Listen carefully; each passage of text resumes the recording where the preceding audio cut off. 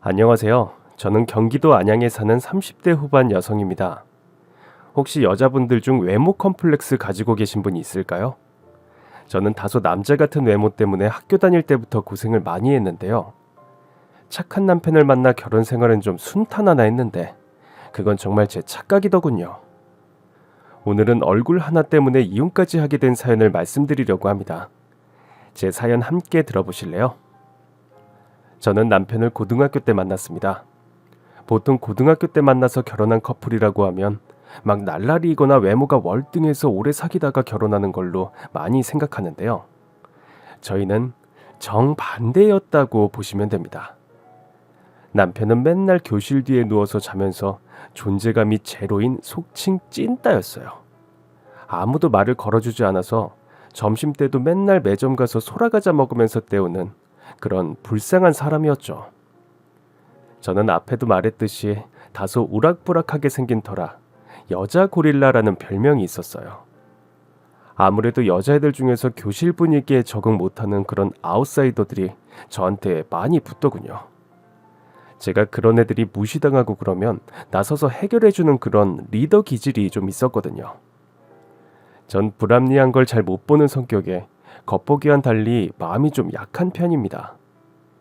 학교 다닐 때도 급식을 먹을 형편이 안 되어서 매일 라면만 먹는 친구들한테 제 급식 딱지를 주고 저는 굶는 성격이었어요. 그런데 그렇게 점심을 하루 거르고 하루 한 끼만 먹어도 살은 안 빠지더라고요. 제가 덩치도 좀 있어서 쓸데없이 힘이 좀 세요. 학교 다닐 때도 생각나는 에피소드가 체육 시간에 사물함에 옷 보관하는데 한 번은 친구가 열쇠를 잃어버린 거예요. 철문으로 되어 있어서 문을 못 열면 옷을 못 갈아입는 상황이었거든요. 어머, 어떡해. 나 체육복 안 가져오면 벌점 맞을 텐데 어쩌지? 체육 선생 성질 더러운데 이번에 교복 입고 나가면 빠따 맞을 수도 있어. 야, 비켜봐. 내가 열어줄게. 저는 열쇠가 없으면 문을 부수면 된다 주의라서 그대로 문을 뜯어서 체육복을 꺼내주었죠. 제가 문짝을 뜯는데 우지끈 하는 소리가 들려서 옆반 애들이 와서 구경했던 생각이 나네요. 담임 선생님이 사물함 문이 부셔졌다는 소리를 듣더니 막 달려와서 누가 그랬냐고 소리를 지르시길래 제가 자진납세를 했죠. 담임이 화가 많이 났는지 야구 빠따를 가져왔더군요. 야, 학교 기물이 너네 집 장난감이야? 어? 야, 너 엎드려. 네, 엎드리겠습니다. 어디서 그런 폭력을? 어? 신성한 학교에서 말이야. 죄송합니다. 그리고 담임이 제 엉덩이를 내리치는데 퍽 하는 소리와 함께 야구바따가 부러졌습니다. 순간 담탱이가 당황해서 야구바따 하나 더 가져오라고 그러더군요. 친구들이 창고실에서 야구바따 2개를 가져왔는데 그것도 내려치니까 차례대로 뽀개지긴 마찬가지였어요. 상황이 그렇게 되고 보니까 제가 되게 민망하더라고요. 너 엉덩이에 뭐 넣었지? 어? 당장 바지 안 내려? 아무것도 없어요, 선생님. 시끄러워. 안 그러면 어떻게 야구 방망이가 3대나 부러져? 바지 빨리 안 내려? 제가 바지를 내리니까 제 허벅지가 그대로 보였죠. 그땐 가끔 그렇게 바지 벗으라고 할 때가 있었거든요. 속바지를 입긴 했지만 두툼한 허벅지를 보더니 친구들이 웃음을 참더군요. 그 뒤로 제 별명이 여자 고릴라가 된 거예요. 저야 남의 시선을 잘 신경 쓰는 스타일은 아니어서 상관없었죠. 그런데 다른 애들은 다 저랑 말을 하는데 맨 뒷자리에 있는 제 남편은 절대 저랑 말을 안 하는 거예요. 그래서 제가 한 번은 매점에서 보름달빵을 사다 줬거든요. 남편이 하루 종일 쫄쫄 굶고 있길래요. 너 그렇게 안 먹고 어떻게 수업 듣냐? 이거라도 먹어. 보름달 안 먹는다. 목 막혀서. 우유도 사왔거든. 얼른 처먹어. 그러다 쓰러져. 고맙다. 그 뒤로는 남편하고 가끔 매점을 같이 가는 사이가 되었어요. 그때까진 그냥 친구 사이였는데 남편과 제가 반에서 인정하는 커플이 되도록 만든 사건이 하나 있었죠. 남편은 제가 반에서 고릴라라고 별명이 붙어서 친구들이 놀리는 건 그냥 그려려니 했는데 한 번은 어떤 남자애가 저한테 짓궂은 장난을 쳤거든요. 제가 교실 문을 열고 들어올 때 머리 위에서 밀가루가 쏟아지게 한 거예요. 제가 그걸 다 맞고 가만히 있으니까 애들이 막 자지러지면서 하얀 고릴라다 그러면서 웃고 난리도 아니었죠. 저는 그날도 그냥 그려려니 했는데 남편이 갑자기 어디서 나타났는지 밀가루 뿌린 애한테 엽차기를 날리더군요. 그리고 한바탕 싸움이 벌어진 거예요. 이 새끼야, 네 눈에 어디가 고릴라라고 보여? 어디가? 너 나한테 죽어볼래? 네가 뭔데 날 때리냐? 네가 고릴라 남친이라도 돼? 그래, 내가 남친이다 어쩔래? 한 번만 더 괴롭히면 밀가루 반죽처럼 쳐맞을 테니 그리 알고 조심해 너. 그때 모든 아이들이 얼어붙었어요. 맨날 제일 뒷자리에서 쭈그리고 앉아있던 남자애가 갑자기 욕을 하면서 싸움을 하니 놀랄만도 했죠. 제일 놀란 건 당연히 저였고요. 그런 공격적인 성향이 있을 거라곤 전혀 생각 못했거든요. 아무튼 그 일을 계기로 남편이 저를 좋아하게 된 것 같아요. 고등학교 땐 나이가 어릴 때라 그냥 사귀고 뭐 이런 걸 모르고 그냥 친하게 지내는 정도였죠. 근데 남편은 그때부터 아예 작정을 했는지 절 쫓아다니더라고요. 전 나름 공부를 꽤 했던 터라서 고등학교 졸업하고 서울에서 유명한 이화여대에 입학했어요. 제 남편은 대학 갈 마음이 없어서 용접을 배워서 건설 현장 일을 했고요. 고등학교를 졸업하곤 아예 만날 일이 없을 거라 생각했는데 남편은 매번 일이 끝나면 학교 앞으로 저를 찾아오더군요. 지금부터는 그땐 남친이었으니까 남편을 구남친이라고 표현할게요. 어느 날은 학교 앞에 BMW가 정문에 서 있더라고요. 제가 여대였기 때문에 남자가 차갑고 정문에서 서 있으면 시선을 한 번에 받았거든요. 친구들이 차를 보더니 쑥덕쑥덕거렸어요. 야, 누구인지 부럽다. 남친이 학교 앞에서 차 대놓고 기다리고. 그러게, 외제차도 타고 돈이 많은 사람인가 보네. 근데 갑자기 차 뒷트렁크가 열리더니 안에서 헬륨가스를 넣은 풍선이 떠오르더군요. 그리고 현수막이 쫙 펼쳐지는데 2대 고릴라 너는 내 운명이라고 적혀 있더군요. 그리고 차 주인이 창문을 내리고 손을 흔드는데 글쎄 구남친이 그 안에 타고 있지 않겠어요? 어이 고릴라 나야 나 얼른 타. 친구들은 저를 부르는 거라는 걸 알고 막 부러워서 미칠 지경이었죠. 전 오히려 좋기보단 약간 황당해서 차 트렁크로 가서 현수막을 끌어내려서 차에 집어넣었죠.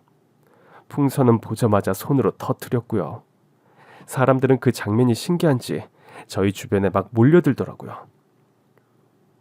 야야야, 너 이거 얼마나 노력이 들어간 건데 사람 성의를 그렇게 무시하냐?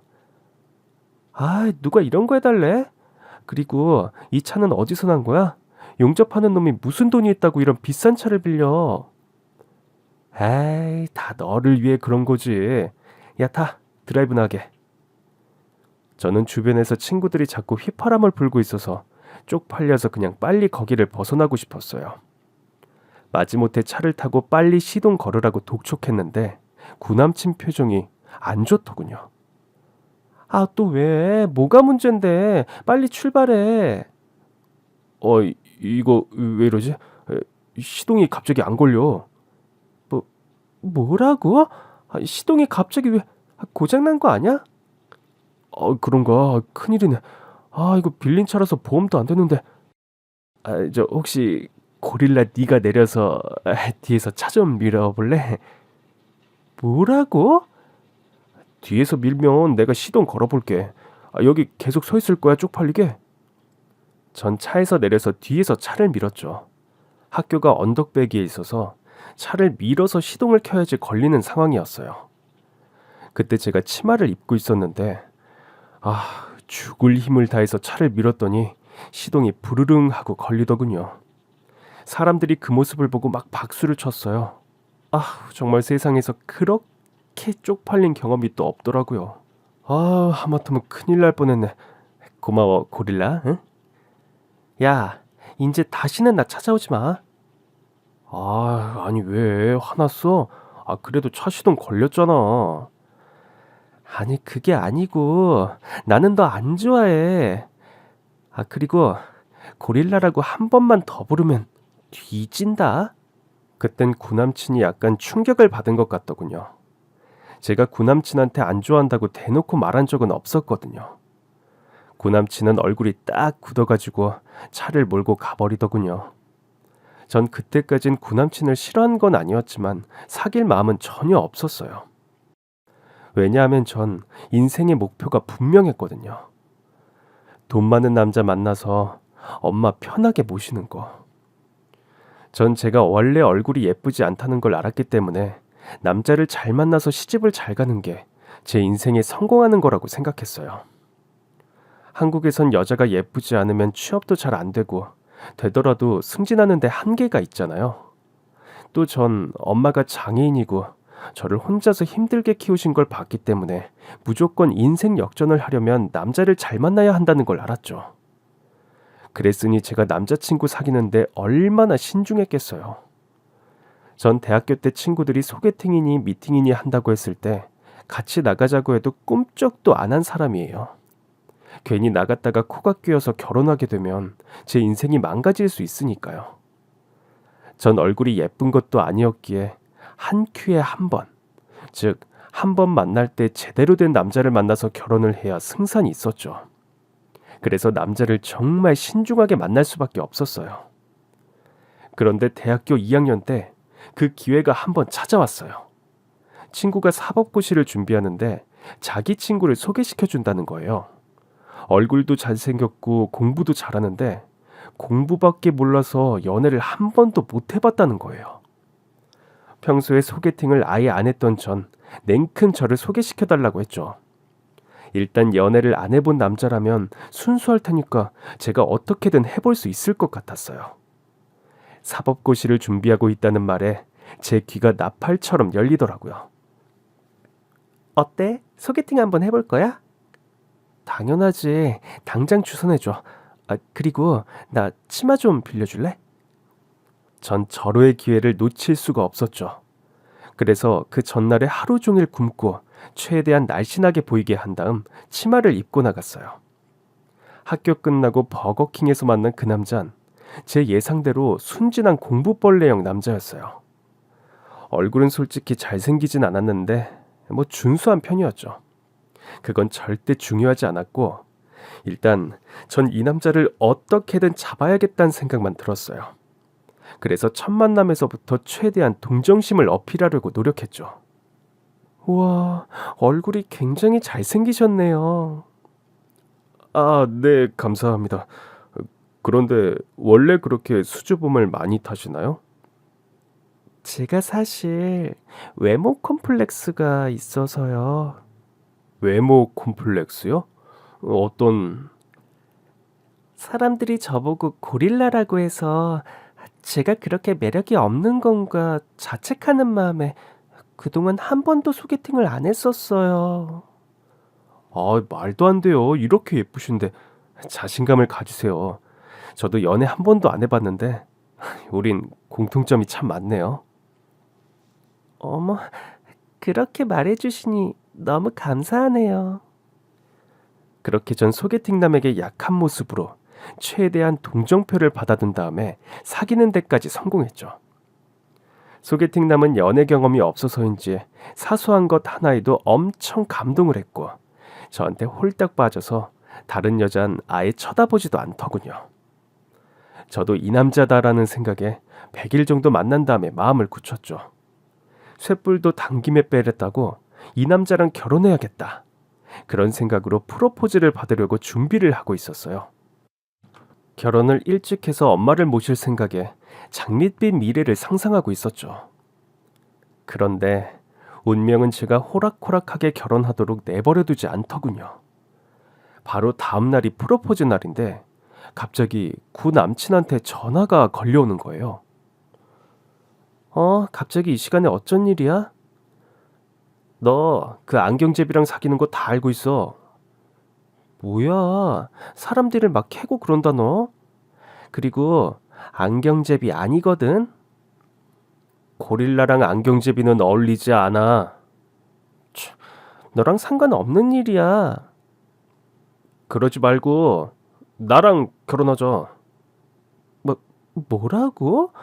미쳤구나. 술 마셨니? 평생 돈 걱정 안 하게 해줄게. 우린 그리고 잘 어울리는 부부가 될 수 있어. 솔직히 말할게. 난 용접일 하는 너랑 미래를 그릴 수 없어. 나 너랑 연락 끊긴 동안 돈 많이 모았다. 아파트 한 채 정도는 살 수 있어. 됐거든. 미안한데 난 돈 없는 남자랑 결혼 못해. 이만 끊자. 그렇게 무시하고선 전화를 끊었죠. 너무 매몰차게 거절한 것 같아서 조금 미안했지만 전 진심으로 신데렐라처럼 결혼을 하고 싶었거든요. 구남친과 결혼을 하게 되면 펼쳐질 미래가 너무 눈에 보였다고 해야 할까요? 남들은 사랑이 중요하다고 하지만 전 사랑보다는 돈이 최고라고 생각했어요. 구남친이 그 이후로 전화가 계속 걸려왔지만 전 일부러 전화를 무시하고 안 받았죠. 다음날 엄청 꾸미고 프로포즈를 받기로 한 장소에 갔죠. 한강공원으로 나오라고 해서 반지 받을 생각에 두근두근 설레는 마음으로요. 제 예상대로 남친은 무대처럼 꾸민 공간을 미리 준비해두고 거기서 무릎을 꿇고 기다리고 있더군요. 그리고 거기엔 세상에서 가장 아름다운 사당 케이크가 자리 잡고 있었죠. 제가 세상에서 제일 행복한 여자가 되는 순간이었어요. 전 수줍은 듯이 남친에게 다가가서 손을 내밀었죠. 난 당신을 보자마자 사랑에 빠졌어요. 나와 함께 결혼해 주겠어요? 어머, 이렇게 로맨틱할 수가. 네, 저도 당신을 처음 만나 사랑에 빠지. 그런데 그 순간 어디서 숨어 있었는지 제 구 남친이 등장하더니 케이크를 2단 옆차기로 엎어버리더군요. 그러더니 제 앞에 무릎을 꿇고 앉아서 갑자기 프로포즈를 하는 게 아니겠어요? 야, 고릴라! 난 고릴라 널 보자마자 운명이라고 생각했어. 너 저런 공부벌레 안경제비 말고 나랑 즐겁게 살자. 나랑 결혼하자. 아이씨, 야, 이 미친 새끼야. 이게 무슨 짓이야? 어머, 자기 괜찮아? 어디 다친 데는 없고? 괜찮아. 근데 이 사람은 누구야? 옛날 소꿉친구인데 지금은 아무런 관계도 아니야. 우린 같이 잤거든. 같이 잔 사이라고. 뭐라고? 야, 이 또라이야. 너 무슨 헛소리를 하는 거야? 난 이 고릴라랑 같이 잔 사이야. 그니까 얜 지금 양다리 걸치고 있었던 거라고. 야, 너 자꾸 헛소리 할래? 자기야, 정말 믿지 마. 저건 사실이 아니야. 난 자기랑 순수한 사랑을 하고 있다고 느꼈는데 양다리라니. 나 오늘 몹시 슬프다. 남이 먹다 버린 아이스크림을 주워 먹고 싶진 않겠지? 그니까 빨리 정신 차리고 더 좋은 여자 찾아봐. 정말 실망이야. 너한테 프로포즈한 건 취소하는 걸로 할게. 미안. 자기야. 잠깐만, 자기야. 그렇게 한순간에 프로포즈는 착살이 났고 전 구남친과 덩그러니 한강에 남아있었죠. 제 인생 최대의 결혼 프로젝트가 부러지는 순간이었어요. 해는 어두던 뉘엿뉘엿 넘어가고 쓸쓸한 기분이 들더군요. 구남친과 있으니까 치마가 걸리적거렸고요. 그래서 치마를 확 찢어버리고 그 안에 긴 속바지를 입은 채로 구남친과 한강공원에 걸터앉아서 소주를 몇 병이나 같이 마셨죠. 그때 소주를 같이 먹는 게 아니었는데. 졸라 씁쓸하다. 야, 미안하다. 내가 프로포즈 깨서. 아니야. 나도 사실 쟤랑 결혼하는 거 망설여지고 찝찝하긴 했어. 너랑 나랑 계속 엮이는 걸 보니 전생의 악연이었나 보다. 고릴라. 우린 진짜 잘 어울리는 커플이야. 내가 행복하게 해줄게. 나랑 결혼하자. 이 상황에서 넌 결혼하자는 얘기가 나오냐? 너희 엄마 장애인인 거 나 알고 있어. 그리고 네가 돈 때문에 다른 남자 만나려는 것도 알고 있고. 나 이제 용접으로 경력이 꽤 쌓여서 월급이 많아. 그리고 너희 엄마 내가 모실 테니까 나랑 결혼하자. 내가 진짜 행복하게 해줄게.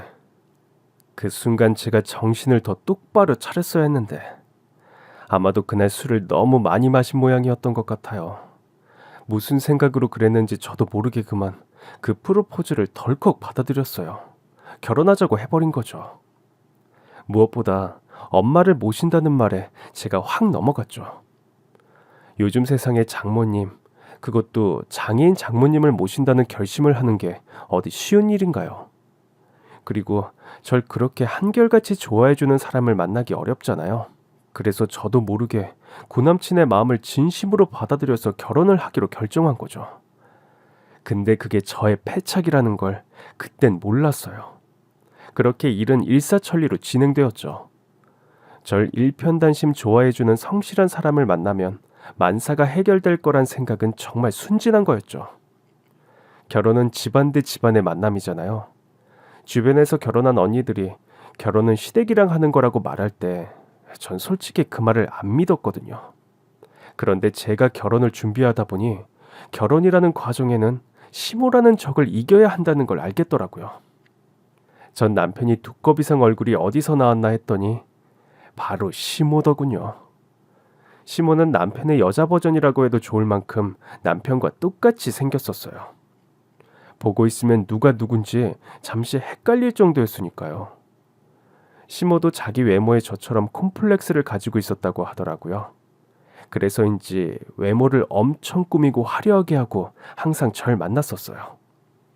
난 우리 아들이 미인을 좋아하는 줄 알았는데 지금 보니 친구 같은 여자랑 결혼하고 싶었나 보네. 어머님 죄송해요. 제가 여성스럽지 못해서 마음에 안 드시나 보다. 여잔 무조건 꾸미고 예뻐야지. 그래야 이세 걱정을 안 하는 법이다. 그래, 요리는 좀 하니? 여자가 요리를 잘해야지 남편 밥 챙겨주지. 어머님, 저 요리 잘해요. 이 사람 밥 안 굶길 테니까 걱정 마세요. 그걸 무슨 수로 믿어? 딱 보니까 요리 잘하게 생기진 않았는데.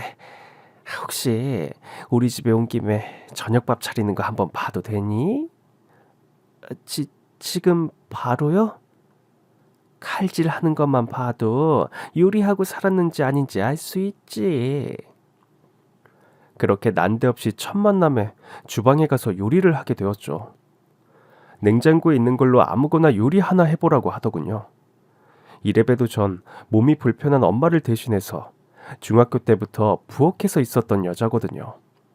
고등학교 땐 한식조리사 자격증까지 땄었고요. 그런 사실을 모르고 시모는 저한테 요리 실력을 보여달라고 한 거였어요. 전 냉장고 안을 쓱 훑어봤죠. 안에 뭐가 하나도 없더라고요. 시모야말로 살림을 거의 안 한다는 걸 알 수 있었죠. 그래도 전 냉동실까지 탈탈 뒤져서 조개탕과 가지구이 그리고 콩나물밥을 뚝딱 차려냈습니다. 시모는 제가 요리하는 걸 보더니 당황스러워서 말을 못하더군요. 그래. 여자가 그 정도는 되어야지. 뭐. 그리고 결혼하고 성형수술 할 생각 없니? 어머님, 제가 예쁜 얼굴이 아니라 마음에 안 드시겠지만 그래도 저 결혼 생활 잘할 자신 있어요. 저 좀 믿어주세요. 할 수 없구나. 대신 이세는 어디서 입양이라도 하는 게 낫지 싶다. 너희 둘이서 애를 낳으면 얼굴이 답이 없지 않겠니? 그렇게 단 한 번에 결혼 허락을 받아내고 남편이랑 드디어 화곡동에 있는 작은 빌라에서 신혼살림을 시작했죠. 솔직히 아파트 한 채 살 돈이 있다길래 남편만 철석같이 믿은 건데 알고 보니 남편은 돈을 하나도 안 모았더라고요. 결혼할 때 통장에 1,000만 원 있으니 말 다 한 거죠. 결국 대출을 받아서 빌라 전세를 겨우 마련했고 거기에 엄마까지 모시게 되었으니 진짜 초반부터 힘들더라고요. 그래도 엄마를 모신다는 남편의 마음이 고마워서 꾸역꾸역 참고 결혼했는데 문제는 결혼한 다음부터였어요. 저만 보고 평생을 사랑한다던 남편의 태도가 싹 달라졌기 때문이죠. 남편은 결혼하고 나더니 저를 대놓고 무시하면서 아예 부엌대기 취급을 했죠. 회사 갔다 오면 고릴라 밥은 차려놨냐? 고릴라 집에 있어도 얼굴에 화장 좀 하고 살아. 고릴라 너 살 뺄 생각이 아예 없구나. 이런 식으로 외모를 계속 비하하기 시작했어요. 더 열이 받는 건 저희 엄마한테 하는 태도였죠. 처음엔 장모님 소리를 하다가 중간부턴 아예 호칭을 아줌마로 자르더군요. 어이 아줌마, 또 여기다 옷 벗어놨네. 그리고 아줌마, 세탁기로 빨래 한 번을 안 돌려요. 집에만 있으면서 뭐 하신대? 손은 쓰실 수 있잖아. 내가 어깨가 아파서 팔이 안 올라가서 그러네. 자네가 이해 좀 해주게. 빨래는 자기가 해? 내가 하지. 왜 엄마한테 뭐라고 해? 두 모녀가 아주 식충이처럼 집에서 내가 벌어온 돈으로 야금야금 쓰면서 앉았네. 내 팔자야. 남편의 막말은 거기서 그치지 않았습니다. 저희 집은 휠체어를 타는 엄마를 위해 문턱을 다 없앴는데요. 남편은 집에 인테리어를 한답시고 방마다 문턱을 다시 만들어버린 거예요. 지금 뭐 하는 거야? 이렇게 문턱을 만들면 엄마는 어떻게 살라고? 집이 집다워야지. 여기가 무슨 요양원이야? 최소한 방마다 구분은 되어야지 않겠어? 문턱이 싫으면 장모님 한 방에 좀 격리라도 하든가. 뭐라고? 격리라고 했어 지금? 아니 집도 좁은데 나이든 양반이 휠체어로 오죽 쑤시고 다녀 오죽? 얘야 내 잘못이다. 자네 말대로 문턱을 만들게. 난 방에만 있어도 괜찮아. 그땐 정말 피가 거꾸로 솟더군요. 결혼 전과 180도 다른 남편의 행동도 화가 났지만 저희 엄마한테 하는 행동을 보면 거의 페르나가 따로 없더라고요. 게다가 시모의 행동도 가관이었어요. 제가 시댁에 있으면 남편은 시모랑 짝짝꿍이 되어서 저의 외모를 계속 비하하는데 그 수위가 진짜 황당할 정도였거든요. 엄마, 우리 집에도 동물 한 마리 키워야겠어. 뭐 키울 건데? 강아지? 고양이? 아니, 고릴라. 암컷 고릴라가 있으니까 수컷도 있어야 외롭지 않겠어? 그러네. 근데 둘이 교미해버리면 어쩌니? 그럼 난 새장가 가야지 뭐. 그래. 그것도 좋은 방법이다. 제가 주방에서 요리하고 있는데 저 들으라는 듯이 버젓이 그런 농담을 하고 있는 거죠. 화를 꾹꾹 누르고 정신없이 요리를 해서 상을 차려놓으면 거실이 조용한 거예요. 밥 다 차려놨다고 부르려고 하면 안방에서 무슨 소리가 나더군요.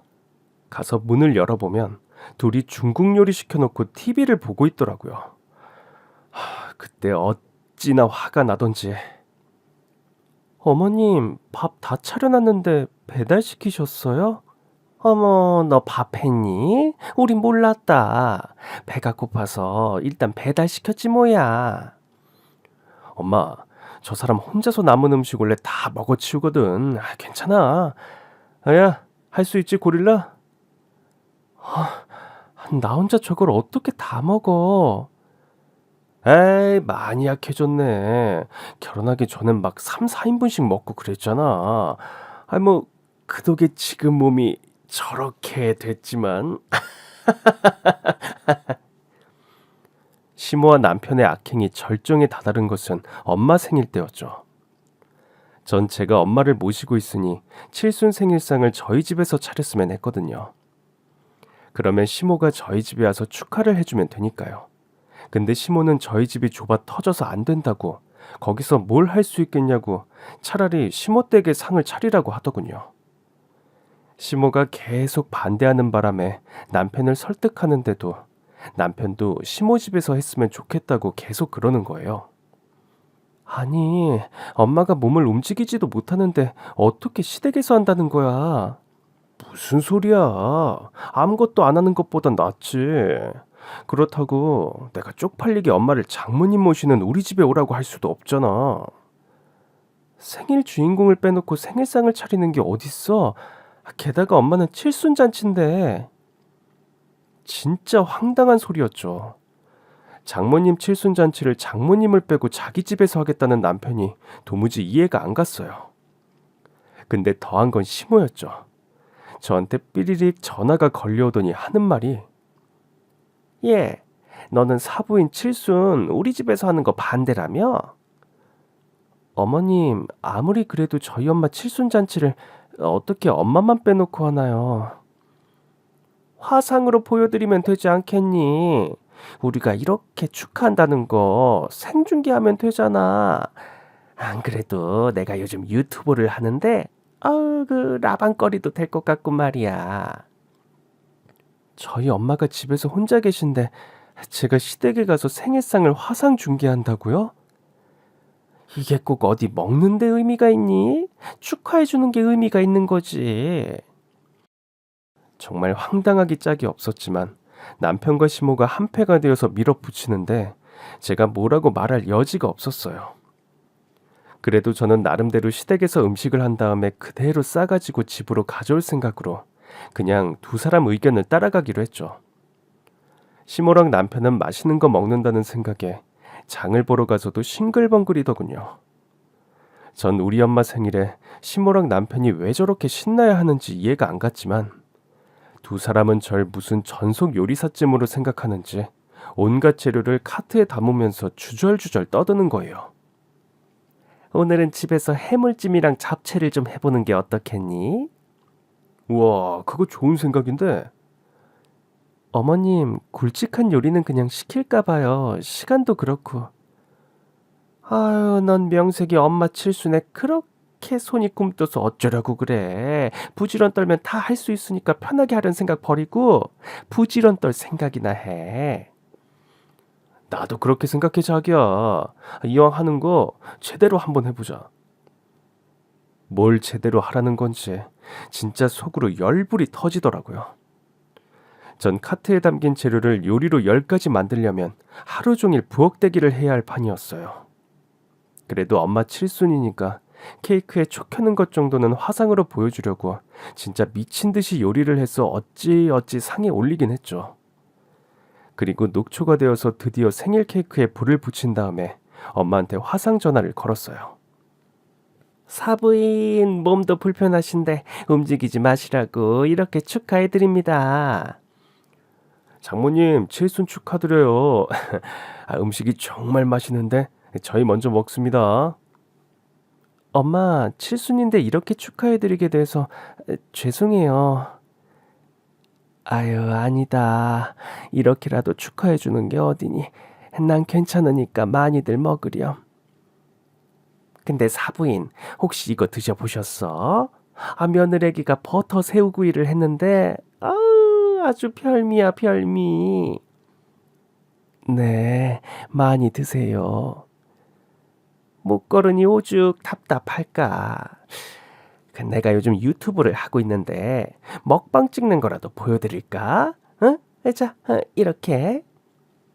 어머니, 부탁이니 그만하세요. 하나도 재미없어요. 재미가 없긴. 사부인 저렇게 웃고 계신데. 어때요? 나 먹는 거 개걸스러워 보여요? 아님 식욕이 당겨요? 예, 식욕이 당기네요. 커봐라 얘. 사부인도 식욕이 당기신다잖니. 장모님, 저 먹방도 한번 봐주실래요? 전 족발을 이렇게 해가지고. 근데 진짜 제가 그 순간 정말 보다 못해서 족발을 뺏어서 남편 머리를 후려쳤죠. 상에 있는 음식을 죄다 엎어버려서 바닥에 집기들이랑 음식이 전부 쏟아졌고요. 시모 머리엔 커피를 붓고 케이크를 벽에다가 던져버렸어요. 아이, 너 지금 이게 뭐 하는 거야? 음식 아깝게. 그리고 지금 방송하고 있는 거 안 보여?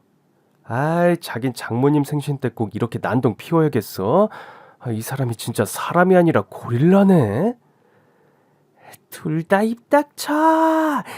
시어머니고 남편이고 뭐고. 진짜 오늘 너희 죽고 나 죽자. 그리고 남편과 제가 싸우는 모습이 생중계됐죠. 그 순간 시모의 유튜브 구독자 수가 빠르게 늘더군요. 제목은 며느리와 시모의 격투기였습니다. 채팅방에서 저랑 시모 편이 나뉘어서 싸움 응원을 하고 있더라고요. 저희 엄마는 그날 그 장면을 보고 우셨다고 합니다. 그 사건 이후 제가 어찌나 분노가 치미는지 이대로 당하고 살 수만 없다는 생각이 들어서 남편을 어떻게 하면 복수할까 그 궁리만 하고 있었죠. 그래서 남편이 출근할 때 배웅도 안 하고 그랬거든요. 어느 날도 그냥 평소처럼 방에서 누워 있었는데 갑자기 카톡이 울리더군요. 무슨 소린가 하고 봤더니 남편이 핸드폰을 놓고 출근을 한 거예요. 그런가 보다 하고 있는데 액정에 뜬 한 줄 멘트가 이랬어요. 오늘 나 진짜 야한 속옷 입었어.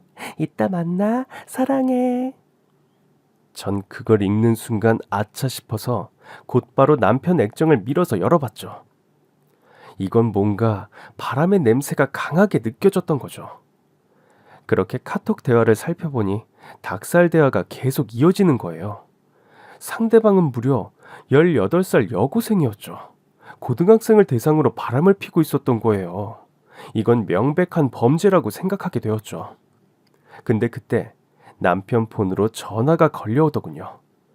전 일부러 목소리를 내지 않고 통화 버튼만 눌렀어요. 오빠, 오늘 만나기로 한 거 있지 않았지? 오늘 나 완전 예쁘게 하고 갈 거니까 밤에 기대할게.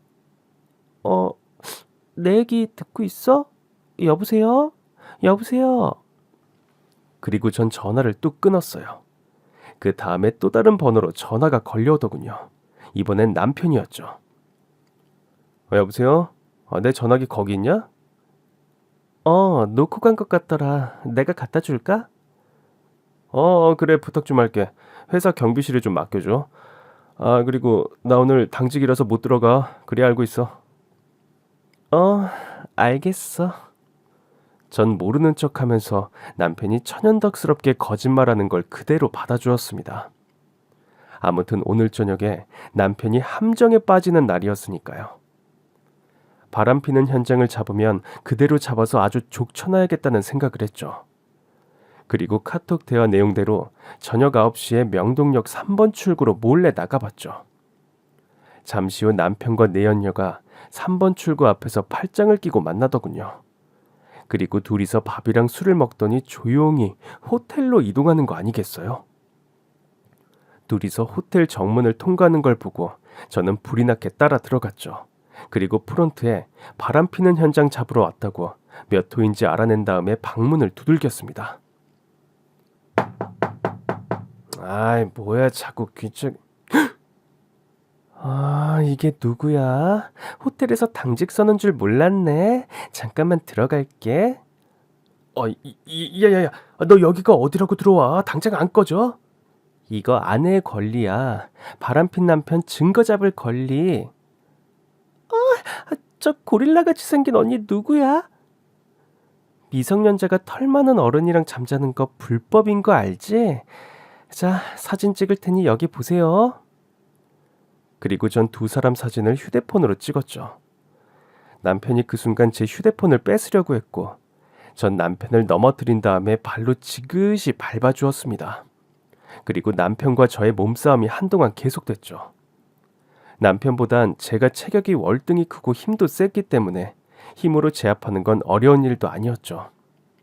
남편은 결국 저한테 제발 놔달라고 울면서 사정하더군요. 내연녀는 제가 남편을 잡는 걸 보더니 벌벌벌 떨면서 뒤로 물러서더군요. 제가 내연녀를 달래느라 방심한 틈을 타서 남편은 잽싸게 빠져나간 다음 내연녀 손을 잡고 튀었습니다. 옷을 입지도 않고 벌거벗은 채로요. 전 너무 웃기고 황당해서 어디 가냐고 도망가도 소용없다고 했어요. 그리고 남편을 잡으러 1층으로 뛰어내려갔는데 남편은 잽싸게 시동을 걸었더군요. 이거 빨리 안 열어? 이렇게 도망가도 소용없어. 이미 증거 다 잡았거든. 너네 엄마한테 이거 보내면 뭐라고 할까? 남편은 저를 보더니 가운데 손가락을 올리고 차를 출발시키더군요. 홀딱 벗은 남녀가 차에 타서 가는 모습은 아마 제 평생에 다신 못 볼 장면이긴 했어요. 그리고 전 집으로 돌아와서 남편 놈이 돌아오길 기다렸죠. 자기도 생각이 있다면 언젠간 집으로 기어 들어올 테니까요. 그런데 아침에 전화가 걸려온 데는 엉뚱하게도 경찰서였어요. 여보세요? 경찰서라고요? 네, 혹시 남편이 어제 저녁에 어떤 여성분이랑 사고가 나셨는데 교통사고가 크게 나셨어요. 그런데 교통사고요? 거기가 어딘데요? 여긴 구리 IC 부근인데요. 사고가 크게 나서 여자분은 돌아가셨어요. 네? 전화를 받고 부랴부랴 병원으로 갔는데 내연녀는 사고 현장에서 즉사를 했다더군요. 사고 당시 안전벨트를 안 매고 있었다고 해요. 남편 차가 트럭하고 추돌했는데 남편은 골절상을 입고 병원에 입원해 있었죠. 남편은 다행히 경상만 있었고요. 연락을 받고 온 시모는 병원 현관에서부터 자지러지면서 울더군요. 아이고, 내 아들 살려놔. 내 아들 잡아먹은 년. 내 인연. 네가 우리 아들 사고 나게 한 거지. 우리 아들 당장 살려내. 진정하세요, 어머님. 댁 아들 살아있어요. 바람피다 딱 걸려서 차 몰고 가다 사고 난 거고요. 살아있다고? 아니, 근데 무슨 바람을 피워? 저 몰래 미성년자랑 바람 피웠고 그러다 사고가 난 거예요. 아마 무사히 넘어가진 못할 거예요. 제가 증거 사진도 갖고 있거든요. 뭐라고? 그러자 시모가 저를 한쪽으로 팔목을 잡아 끌더니 절 노려보더군요. 그러다가 문득 무슨 생각이 들었는지 갑자기 무릎을 꿇었습니다. 내가 잘못했다. 죽을 죄를 지었어. 너랑 너희 엄마가 고생하는 거 알고 있는데 내가 시집살이를 이렇게 시키는 게 아니었지. 미안하다, 미안해. 지금 저한테 뭐 하시는 거예요? 우리 아들 바람핀 거 경찰에 말하지 마. 그럼 어떻게 되는지 너도 알잖아. 당연히 알죠. 그리고 저한테 그동안 했던 것도 잘 알고요. 어머님, 전 이미 결정했어요. 아유, 제발 그러지 마라. 네가 그러고도 안 사람이야. 결혼한 배우자는 한 편이야. 너가 남편 구속시키고도 체면 타할 것 같니? 싹싹 비셔도 협박하셔도 소용없고요.